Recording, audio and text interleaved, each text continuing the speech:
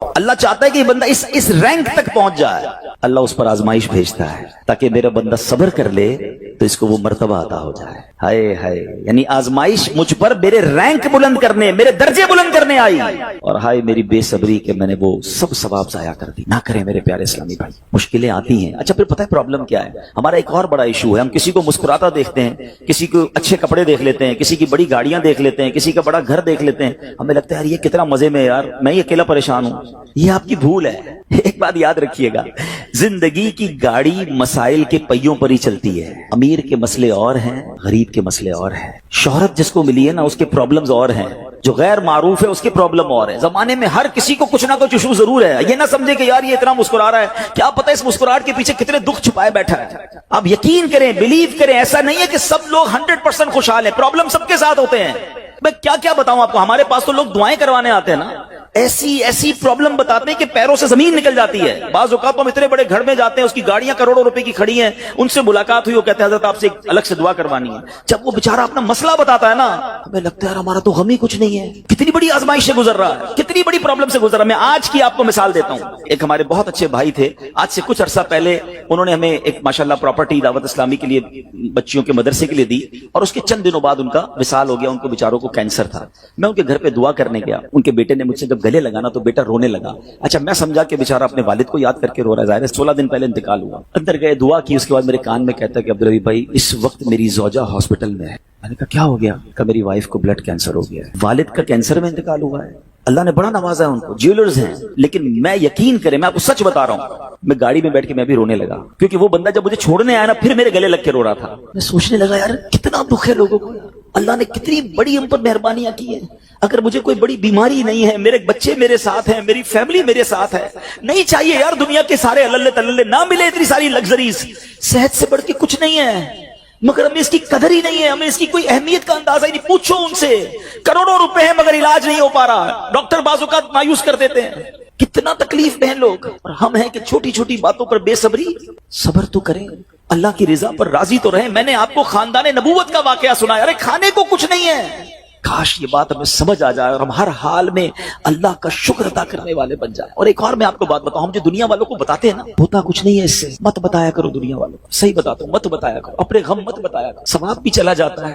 اور بعض اوقات یہ دنیا والے نا ہمارا مذاق بھی اڑاتے ہیں۔ ہم جب کسی کو اپنا پرابلم بتاتے ہیں نا، ہمارے سامنے تو بڑے اچھے بنتے ہیں کہ اچھا ٹھیک ہے میں کرتا ہوں کچھ، بعد میں جا کے دنیا میں باتیں کرتے ہیں، آیا تھا میرے پاس ہے، اس کا یہ مسئلہ ہے، ہاں باتیں بڑی کرتا ہے، بڑی پرابلم میں ہے۔ کیوں بتاؤں میں دنیا والوں کو؟ نعت کا شعر ہے نا، کسی کا احسان کیوں اٹھائیں، کسی کو حالات کیوں بتائیں، کیوں بتاؤں میں دنیا والوں کو مجھے کیا غم ہے نا؟ میرے آقا سلامت رہے ہیں، اللہ کے حبیب علیہ الصلوۃ والسلام ہیں، اور رب عز و جل کی بارگاہ ہے، میں ادھر عرض کروں نا، کسی کا احسان کیوں اٹھائیں، کسی کو حالات کیوں بتائیں، آقا تم ہی سے مانگیں گے تم ہی دو گے، تمہارے در سے ہی لو لگی ہے۔ ہاں اللہ رسول کی بارگاہ میں عرض کیا، ادھر آنسو بہاؤ، نہ بتاؤ دنیا والوں کو۔ ایک اور کمال کا شعر ہے کہ دنیا والے تو درد دیتے، دنیا والے تو درد دیتے ہیں، زخمی دل کی دوا مدینہ ہے۔ تو جب دنیا والوں نے کوئی ہمارا بھلا کرنا بھی نہیں، نہ ان کے ہاتھ میں ہے، شفا دینے والی ذات میرے رب کی، برکت دینے والی ذات میرے رب کی، تو اللہ سے ہی باتیں کرو نا۔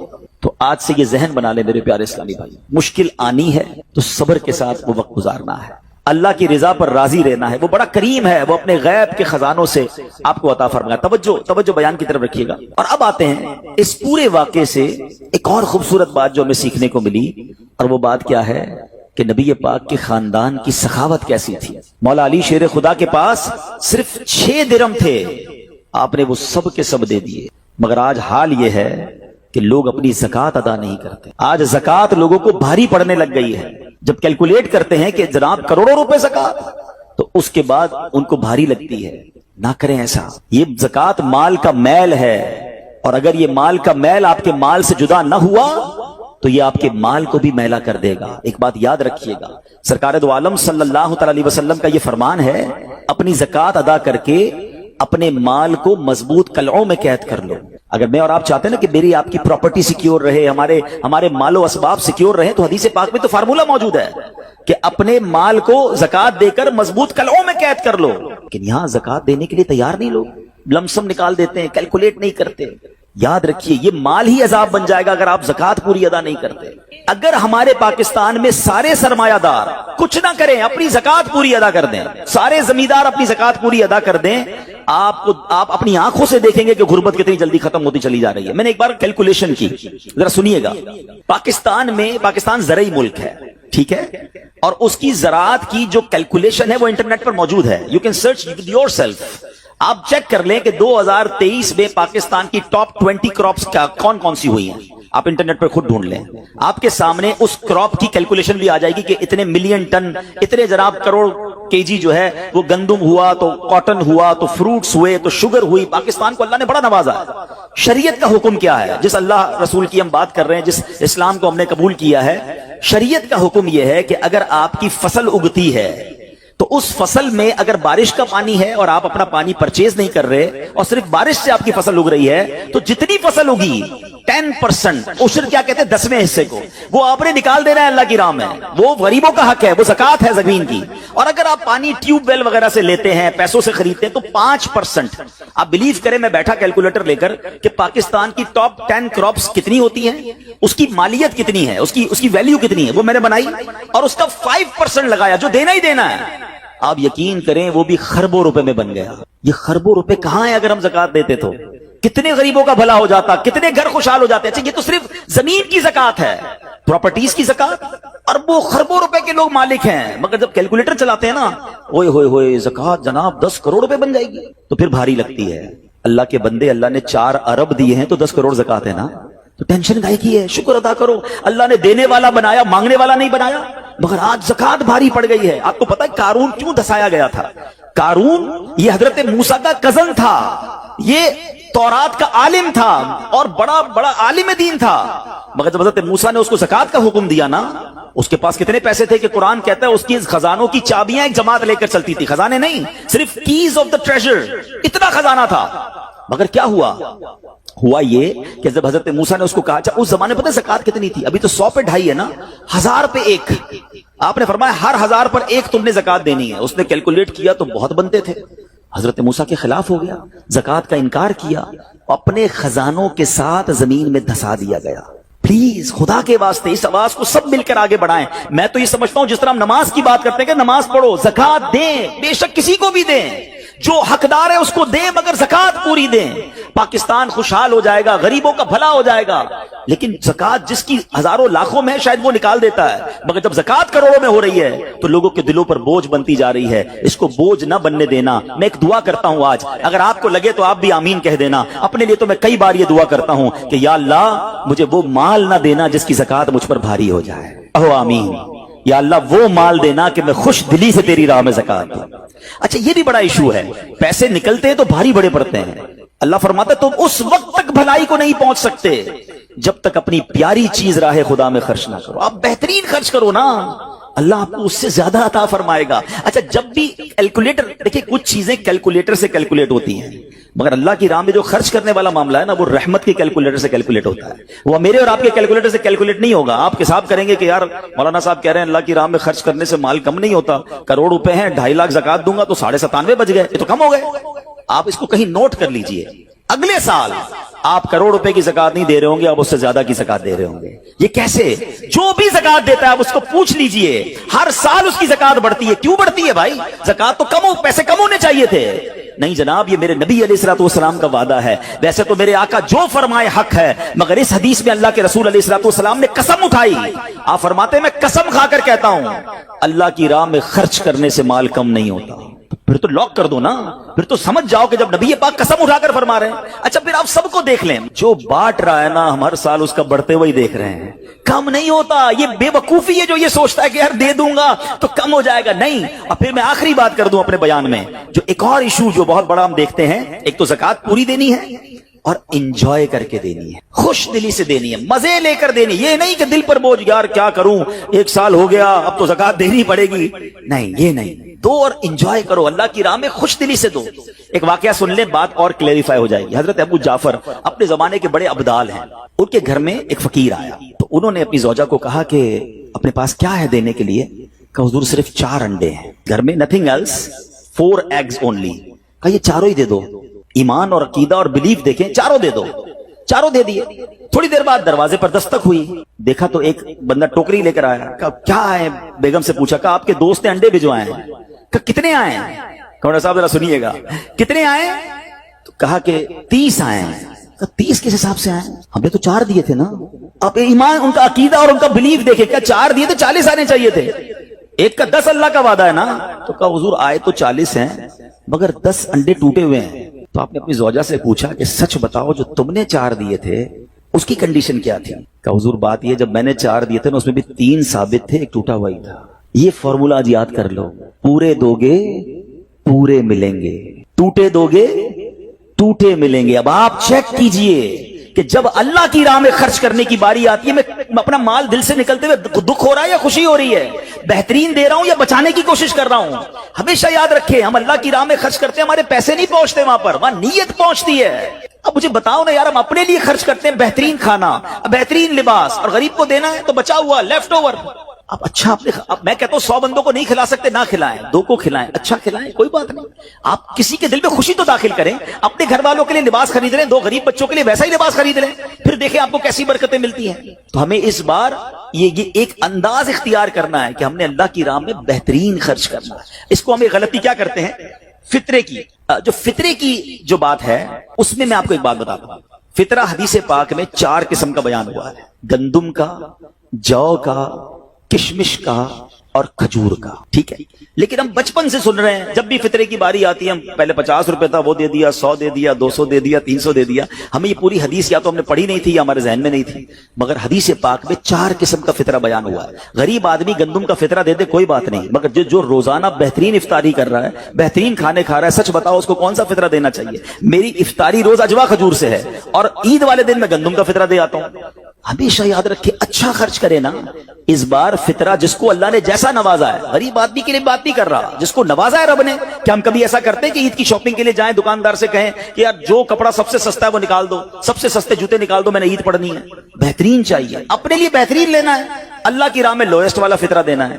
खुद गौर करें, खर्च कीजिएगा, दिल से करें, अल्लाह और नवाजेगा। और ये तो वक्त है लोगों को बांटने का, ये वक्त है मुसलमान भाइयों का हाथ पकड़ने का, गरीबों की मदद करने का, किसी की इफ्तारी अच्छी कर दें, किसी की सहरी अच्छी कर दें, किसी को लिबास देकर उसकी ईद अच्छी कर दें। ना जाने किसकी दुआ के सदके आपका बेड़ा पार हो जाएगा। तो है मेरे प्यारे इस्लामी भाइयों, जो मैंने मौला अली शेर खुदा करमल्लाहु तआला वजहुल करीम और उनके खानदान का वाकया सुनाया, उसमें मैसेज ही ये था कि सखावत इसको कहते हैं। ये है अल्लाह की राह में खर्च करना, जो कैसे बलाओं को और बीमारियों को दूर करता है। मगर आज हाल ये है, यकीन जाने दुख होता है जब हम मिलते हैं लोगों से, उनकी वेल्थ पता होती है मगर ज़कात पूरी देने के लिए कोई तैयार नहीं है। खुदा रसूल के वास्ते आप भी और ये पैगाम को आम करें। मैं नहीं कहता आप दावत इस्लामी को दें कि ज़कात तो पूरी दो यार, ये वो माल है जो आप मारे जाओगे, ये माल आपके लिए अजाब का बाइस बन जाएगा। और वल्लाह, मैं 2-4 दिन पहले एक बिजनेसमैन के पास गया, बाज़ औक़ात हमें बिजनेसमैन भी सिखा रहे होते हैं। क्या कमाल की उसने मुझे बात कही, वो कहते हैं अब्दुल हबीब भाई मेरा ये पैगाम जरा बिजनेस कम्युनिटी तक पहुंचाइएगा कि जो ज़कात नहीं देते ना और जो खर्च नहीं करते, उनको पता ही नहीं है वो कितना बड़ा लॉस कर रहे हैं। मैं जब से मैंने बांटना शुरू किया है, मेरे माल में ऐसे बरकत आई है, मैं खुद हैरान हूं। मेरे सामने डील होती थी, वो मुझे नजर नहीं आती थी, मैं इधर अल्लाह की राह में सदका करता हूं, ऐसा लगता है आंखों से पर्दा उठता है, मेरा काम हो जाता है। तो उनको बताइए आप अपना खुद नुकसान कर रहे हैं अल्लाह की राह में खर्च ना करके। तो ये ड्यूटी है, बचपन से सुना था इस्लाम के 5 पिलर हैं, तौहीद, रोजा, नमाज, हज और ज़कात। हम ज़कात को तो ऐसे इग्नोर कर बैठे हैं कि जनाब दे दी अपनी मर्जी से, कोई 5 लाख देता है, कोई 10 लाख देता है, ज़कात किसको जा रही है ये भी नहीं सोच रहे कि मेरी ज़कात का ये मुस्तहिक है कि नहीं, मैं जिस ऑर्गेनाइजेशन को दे रहा हूं उसके पास कोई ज़कात अदा करने का सही फॉर्मूला है कि नहीं, या मैं जिस बंदे को दे रहा हूं वो ज़कात का मुस्तहिक है कि नहीं। बस सर से एक बोझ उतारना है, लमसम अमाउंट दे देनी है, ये नहीं चलेगा।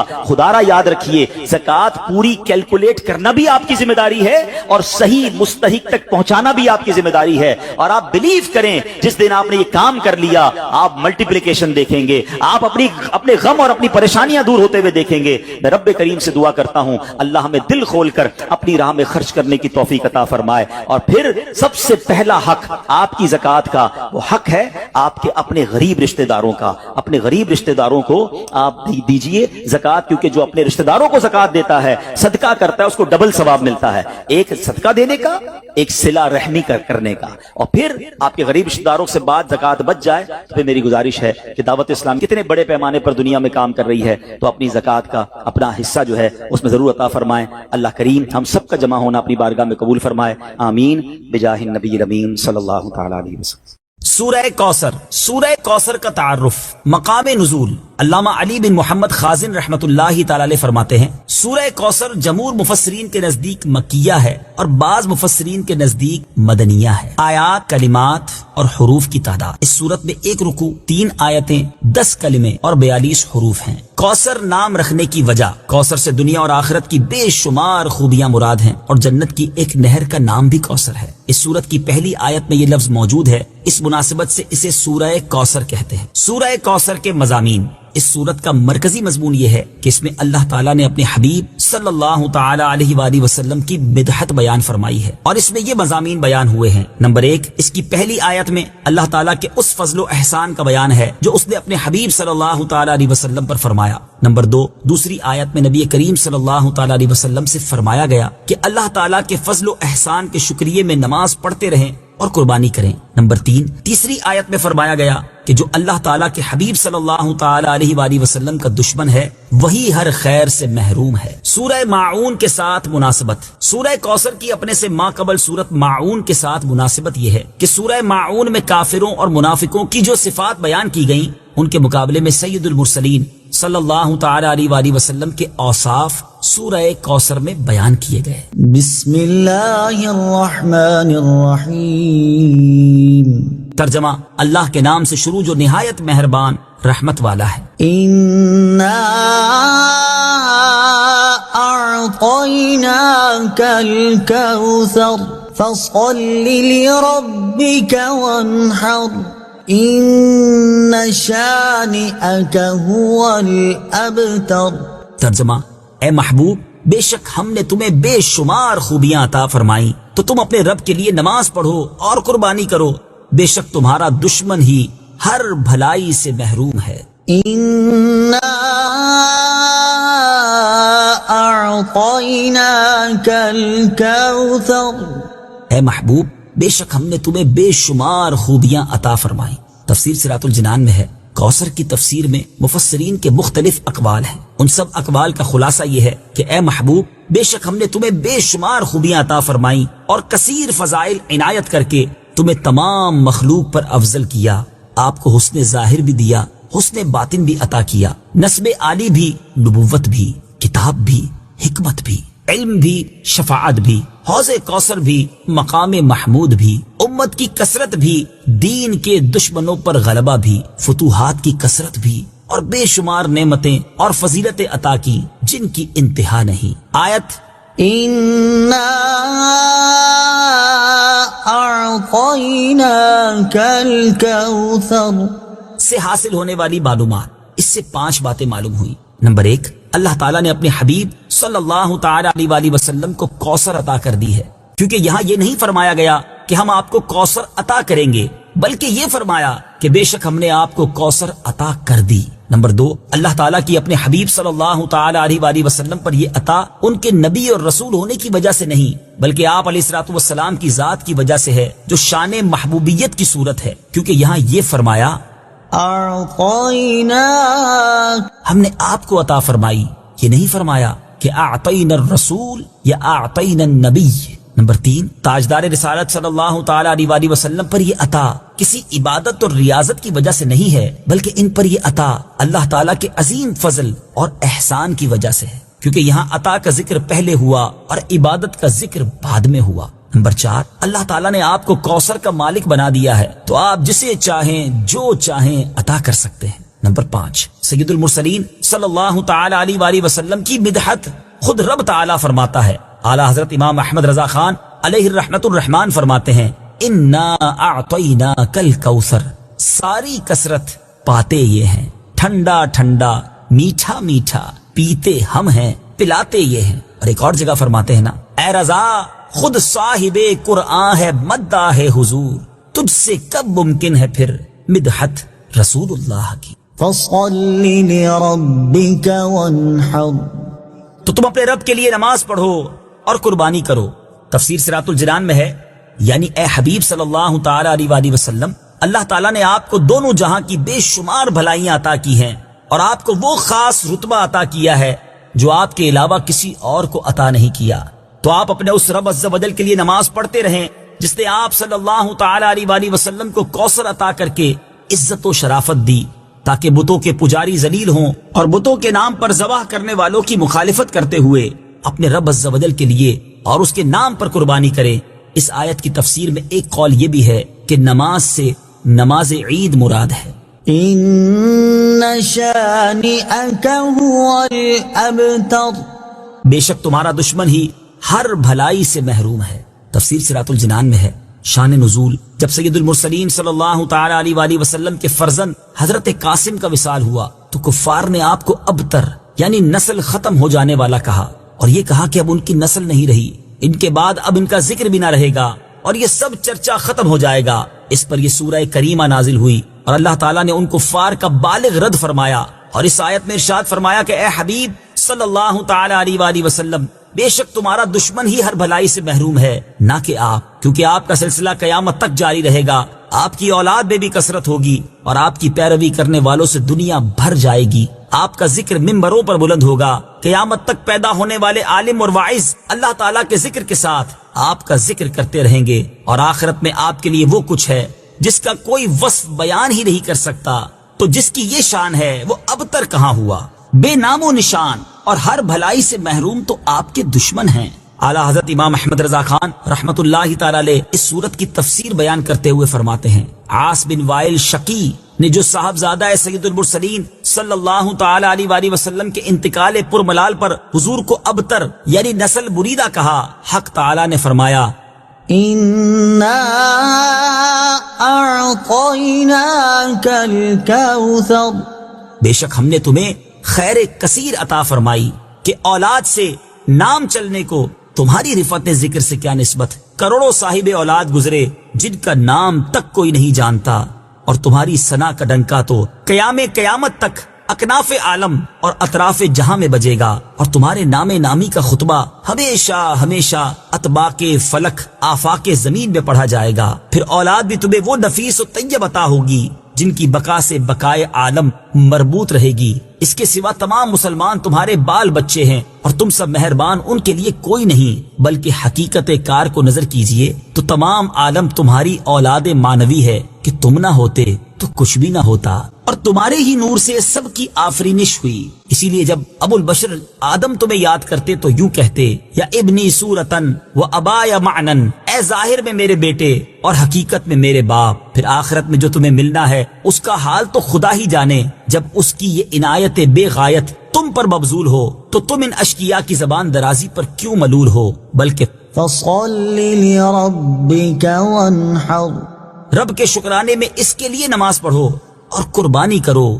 ان شانئک هو الابتر جو تمہارا دشمن ہے وہی نسل بریدہ ہے کہ جن بیٹوں پر اسے ناز ہے، یعنی عمرو و حشام رضی اللہ تعالی عنہما، وہی اس کے دشمن ہو جائیں گے، اور تمہارے دین حق میں آ کر بوجہ اختلاف دین اس کی نسل سے جدا ہو کر تمہارے دینی بیٹوں میں شمار کیے جائیں گے۔ پھر آدمی بے نسل ہوتا تو یہی صحیح کہ نام نہ چلتا، اس سے نام بد کا باقی رہنا 1000 درجے بدتر ہے۔ تمہارے دشمن کا ناپاک نام ہمیشہ بدی و نفرین کے ساتھ لیا جائے گا، اور روز قیامت ان گستاخیوں کی پوری سزا پائے گا، والعیاذ باللہ تعالی۔ اس سے معلوم ہوا کہ حضور پرنور صلی اللہ تعالی علیہ وآلہ وسلم کا اللہ تعالیٰ کی بارگاہ میں مقام اتنا بلند ہے کہ ان کے گستاخ کو اس اللہ چاہتا ہے کہ یہ بندہ اس رینک تک پہنچ جائے، اللہ اس پر آزمائش بھیجتا ہے تاکہ میرا بندہ صبر کر لے تو اس کو وہ مرتبہ عطا ہو جائے۔ ہائے ہائے، یعنی آزمائش مجھ پر میرے رینک بلند کرنے، میرے درجے بلند کرنے آئی، اور ہائے میری بے صبری کہ میں نے وہ سب ثواب ضائع کر دی۔ نہ کریں میرے پیارے اسلامی بھائی، مشکلیں آتی ہیں۔ اچھا پھر پتہ ہے پرابلم کیا ہے؟ ہمارا ایک اور بڑا ایشو ہے، ہم کسی کو مسکراتا دیکھتے ہیں، کسی کو اچھے کپڑے دیکھ لیتے ہیں، کسی کی بڑی گاڑیاں دیکھ لیتے ہیں، کسی کا بڑا گھر دیکھ لیتے ہیں، ہمیں لگتا ہے یار یہ کتنا مزے میں، یار میں ہی اکیلا پریشان ہوں۔ یہ آپ کی بھول ہے.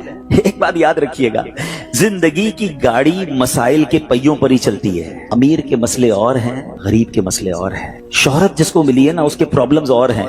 جو غیر معروف ہے اس کے پرابلم اور ہے. زمانے میں ہر کسی کو کچھ نہ کچھ ایشو ضرور ہے. یہ نہ سمجھے کہ یار یہ اتنا مسکرا رہا ہے, کیا پتہ اس مسکراہٹ کے پیچھے کتنے دکھ چھپائے بیٹھا ہے. آپ یقین کریں, بلیو کریں, ایسا نہیں ہے کہ سب لوگ 100% خوشحال ہیں. پرابلم سب کے ساتھ ہوتے ہیں.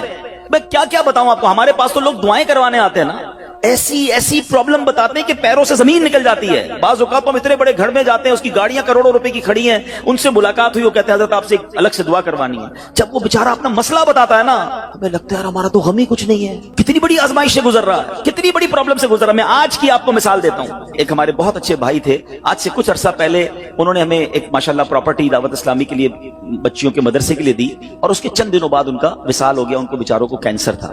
میں ان کے گھر پہ دعا کرنے گیا. ان کے بیٹے نے مجھ سے جب گلے لگا نا, تو بیٹا رونے لگا. اچھا, میں سمجھا کہ بیچارہ اپنے والد کو یاد کر کے رو رہا ہے. ظاہر ہے 16 دن پہلے انتقال ہوا. اندر گئے, دعا کی. اس کے بعد میرے کان میں کہتا ہے کہ عبدالرحیم بھائی اس وقت میری زوجہ ہاسپٹل میں ہے. میں نے کہا کیا ہو گیا؟ کہ میری وائف کو بلڈ کینسر ہو گیا ہے. والد کا کینسر میں انتقال ہوا ہے.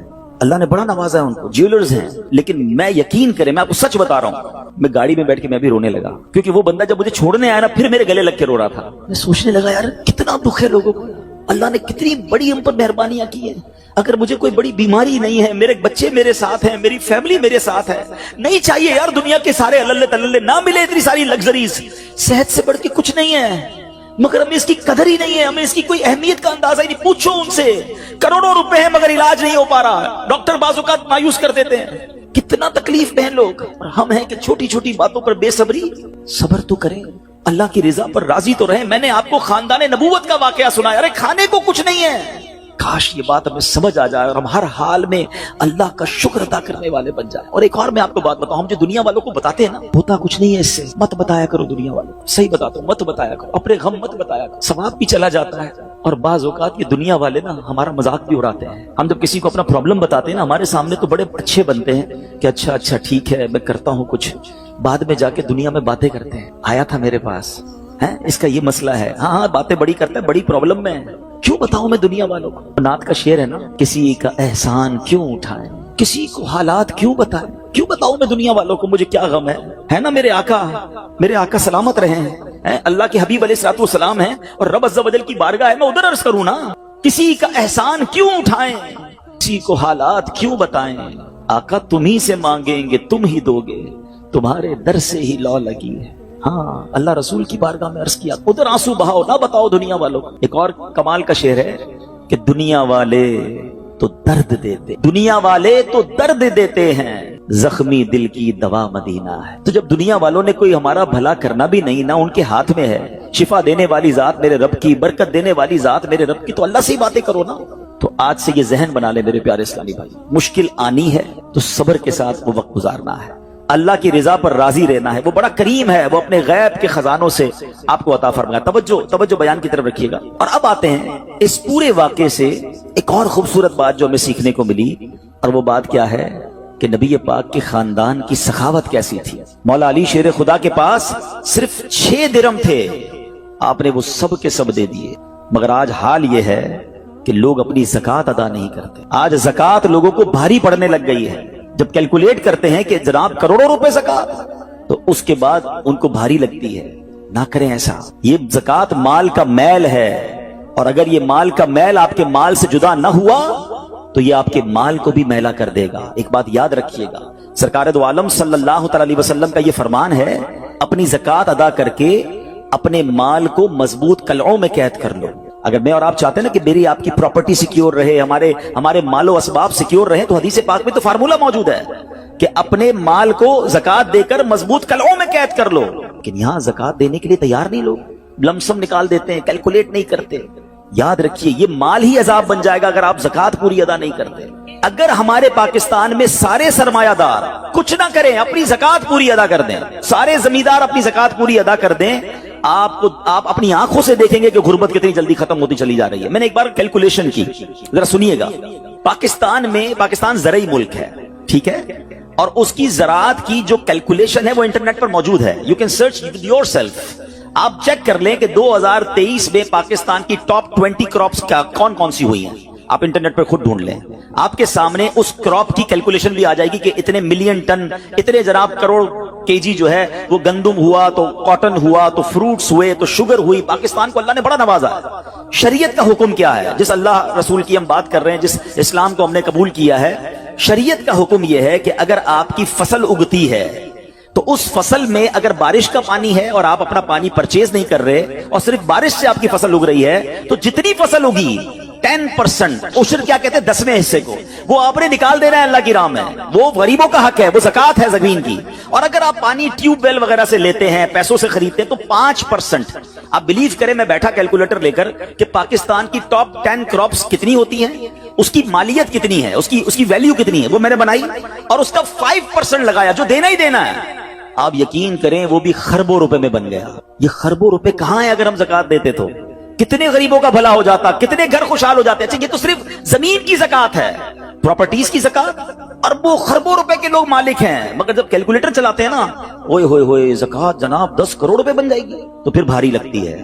اللہ کے بندے, اللہ نے 4 ارب دیے ہیں تو 10 کروڑ زکات ہے نا, تو ٹینشن کائی کی ہے؟ شکر ادا کرو. اللہ نے دینے والا بنایا, مانگنے والا نہیں بنایا. مگر آج زکات بھاری پڑ گئی ہے. آپ کو پتا ہے قارون کیوں دسایا گیا تھا؟ قارون یہ حضرت موسیٰ کا کزن تھا, یہ تورات کا عالم تھا اور بڑا بڑا عالم دین تھا. مگر جب حضرت موسیٰ نے اس کو زکات کا حکم دیا نا, اس کے پاس کتنے پیسے تھے کہ قرآن کہتا ہے اس کی خزانوں کی چابیاں ایک جماعت لے کر چلتی تھی. خزانے نہیں, صرف کیز آف دا ٹریجر, اتنا خزانہ تھا. مگر کیا ہوا یہ کہ جب حضرت موسیٰ نے اس کو کہا, اچھا اس زمانے پتہ زکات کتنی تھی؟ ابھی تو 100 پہ 2.5 ہے نا, 1000 پہ 1. آپ نے فرمایا ہر 1000 پر 1 تم نے زکات دینی ہے. اس نے کیلکولیٹ کیا تو بہت بنتے تھے. حضرت موسیٰ کے خلاف ہو گیا, زکات کا انکار کیا, اپنے خزانوں کے ساتھ زمین میں دھسا دیا گیا. پلیز خدا کے واسطے اس آواز کو سب مل کر آگے بڑھائیں. میں تو یہ سمجھتا ہوں جس طرح ہم نماز کی بات کرتے ہیں کہ نماز پڑھو, زکات دیں, بے شک کسی کو بھی دیں, جو حقدار ہے اس کو دیں, مگر زکات پوری دیں. پاکستان خوشحال ہو جائے گا, غریبوں کا بھلا ہو جائے گا. لیکن زکات جس کی ہزاروں لاکھوں میں شاید وہ نکال دیتا ہے, مگر جب زکات کروڑوں میں ہو رہی ہے تو لوگوں کے دلوں پر بوجھ بنتی جا رہی ہے. اس کو بوجھ نہ بننے دینا. میں ایک دعا کرتا ہوں آج, اگر آپ کو لگے تو آپ بھی آمین کہہ دینا. اپنے لیے تو میں کئی بار یہ دعا کرتا ہوں کہ یا اللہ مجھے وہ مال نہ دینا جس کی زکات مجھ پر بھاری ہو جائے. کہو آمین. یا اللہ وہ مال دینا کہ میں خوش دلی سے تیری راہ میں زکات دوں. اچھا یہ بھی بڑا ایشو ہے, پیسے نکلتے ہیں تو بھاری بڑے پڑتے ہیں. اللہ فرماتا ہے تم اس وقت تک بھلائی کو نہیں پہنچ سکتے جب تک اپنی پیاری چیز راہ خدا میں خرچ نہ کرو. آپ بہترین خرچ کرو نا, اللہ آپ کو اس سے زیادہ عطا فرمائے گا. اچھا جب بھی کیلکولیٹر, دیکھیں کچھ چیزیں کیلکولیٹر سے کیلکولیٹ ہوتی ہیں, مگر اللہ کی راہ میں جو خرچ کرنے والا معاملہ ہے نا, وہ رحمت کے کیلکولیٹر سے کیلکولیٹ ہوتا ہے. وہ میرے اور آپ کے کیلکولیٹر سے کیلکولیٹ نہیں ہوگا. آپ حساب کریں گے کہ یار مولانا صاحب کہہ رہے ہیں اللہ کی راہ میں خرچ کرنے سے مال کم نہیں ہوتا, کروڑ روپے ہیں 2.5 لاکھ زکات دوں گا تو 97.5 بچ گئے, یہ تو کم ہو گئے. آپ اس کو کہیں نوٹ کر لیجئے, اگلے سال آپ کروڑ روپے کی زکات نہیں دے رہے ہوں گے, آپ اس سے زیادہ کی زکات دے رہے ہوں گے. یہ کیسے؟ جو بھی زکات دیتا ہے آپ اس کو پوچھ لیجئے, ہر سال اس کی زکات بڑھتی ہے. کیوں بڑھتی ہے بھائی؟ زکات تو پیسے کم ہونے چاہیے تھے.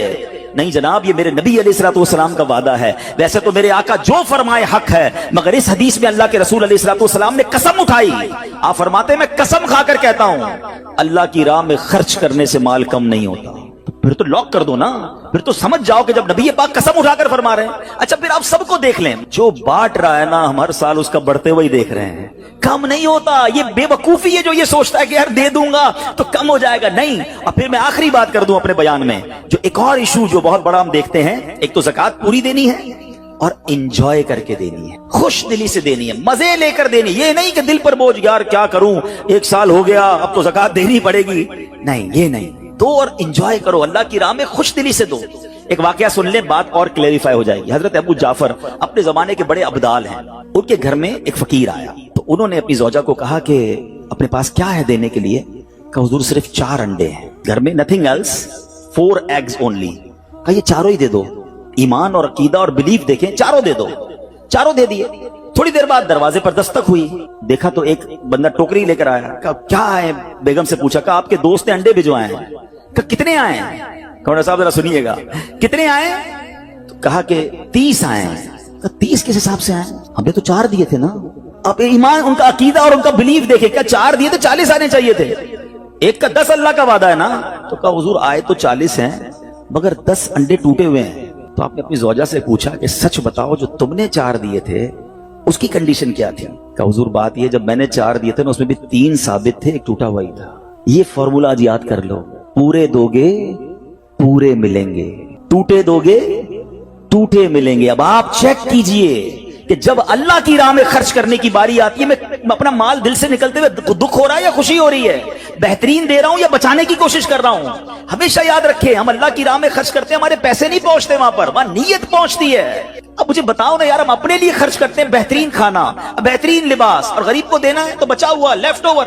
اب اچھا اب میں کہتا ہوں 100 بندوں کو نہیں کھلا سکتے، نہ کھلائیں، 2 کو کھلائیں، اچھا کھلائیں، کوئی بات نہیں. آپ کسی کے دل میں خوشی تو داخل کریں، اپنے گھر والوں کے لیے لباس خرید لیں، 2 غریب بچوں کے لیے ویسا ہی لباس خرید لیں، پھر دیکھیں آپ کو کیسی برکتیں ملتی ہیں. تو ہمیں اس بار یہ ایک انداز اختیار کرنا ہے کہ ہم نے اللہ کی راہ میں بہترین خرچ کرنا ہے. اس کو ہم ایک غلطی کیا کرتے ہیں، فطرے کی.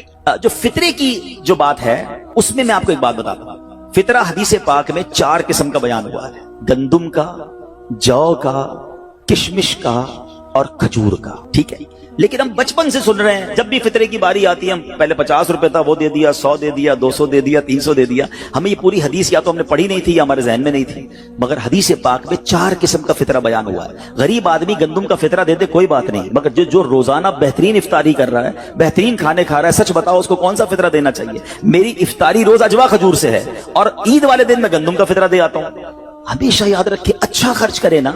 اس بار فطرہ جس کو اللہ نے جیسا نوازا ہے، غریب آدمی کے لیے بات نہیں کر رہا، جس کو نوازا ہے رب نے. کہ ہم کبھی ایسا کرتے ہیں کہ عید کی شاپنگ کے لیے جائیں دکاندار سے کہیں کہ یار جو کپڑا سب سے سستا ہے وہ نکال دو، سب سے سستے جوتے نکال دو، میں نے عید پڑھنی ہے. بہترین چاہیے، اپنے لیے بہترین لینا ہے، اللہ کی راہ میں لوئسٹ والا فطرہ دینا ہے.